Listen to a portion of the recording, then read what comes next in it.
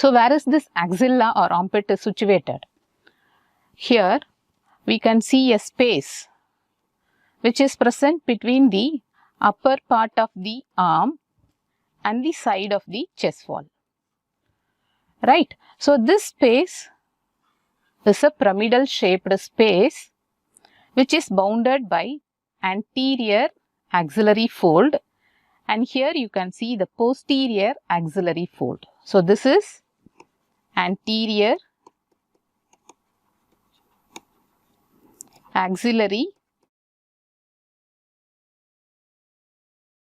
fold. This is posterior axillary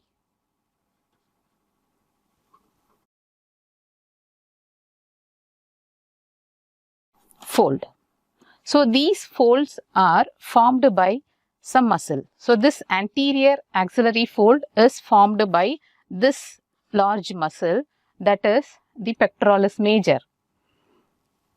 The posterior axillary fold is formed by two muscles, namely the teres major muscle and the latissimus dorsi muscle.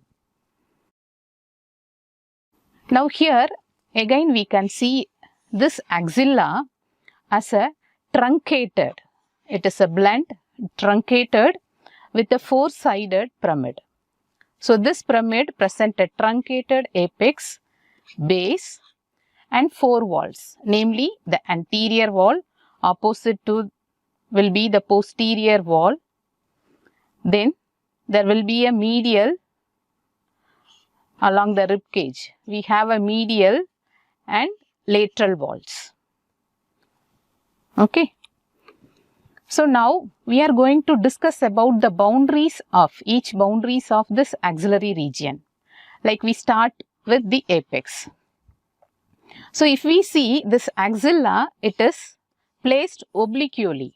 Can you see this oblique disposition of axilla? So what happens? The apex is directed upwards and medially towards the root of the neck. This is the neck region, towards the root of the neck. So now this apex is truncated as we discussed earlier. This apex is known as cervico-axillary canal. It is a passage between the neck, that is a cervical region, and the axillary region. So it is merely a passage that is known as cervico-axillary canal, through which the structure passes from neck region to this axillary region. From the axilla it reaches the whole upper limb.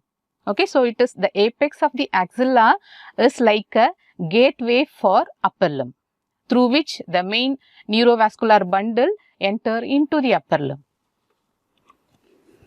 So here we can see again this cervico-axillary canal.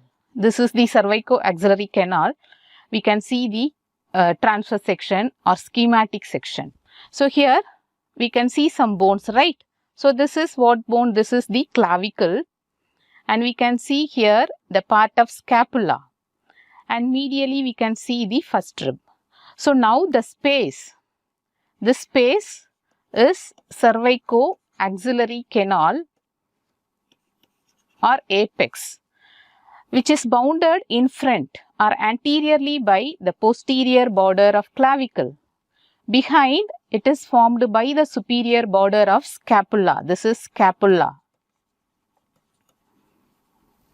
And medially, we can see the first rib. So the medial boundary will be the outer border of the first rib. So this is about the apex of axilla.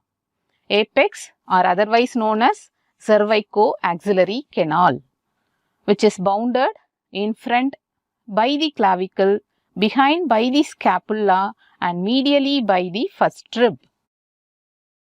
Right? Next, we will see about the base or floor of the axilla. See, this floor or base is surgically very important because this region is base.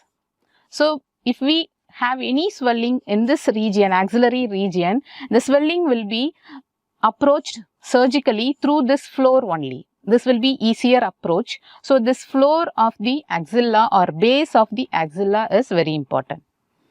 So now, what is about this lower floor? The floor is the lower part of the pyramid. So this is the pyramidal axilla. The lower part is formed by this base. So this is directed downwards. And if you look at this base, it is convex upwards, which corresponds to the hollow bounded by anterior and posterior axillary fold. Right? Now this floor is formed from superficial to deep 3 structure. So superficial most structure will be skin. If we remove the skin, next layer will be superficial fascia. Next to this superficial fascia, deep to this will be the clavipectoral fascia, axillary fascia. So this is about the base of the axilla.